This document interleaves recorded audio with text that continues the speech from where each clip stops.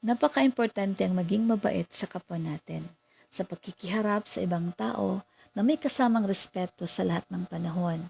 Ang gawaing ito ay tinatawag na social grace.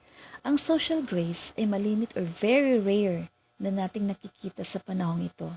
Ito ay inuuna mo ang pangangailangan ng ibang tao kaysa sa iyong pangangailangan, katulad ng pagbigay upuan sa mas nakakatanda, pagtulong sa mga taong may special needs, sa mga buntis, at sa mga senior citizens. Ang pagsasalita ng mga foul languages like ang pagmumura ay di yan pwede sa social grace.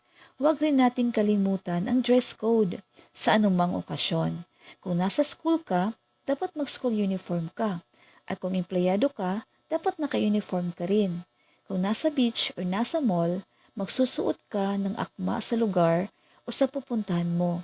Kapag may kausap ka, makinig ka at magpapakita na interesado ka sa pinag-usapan ninyo.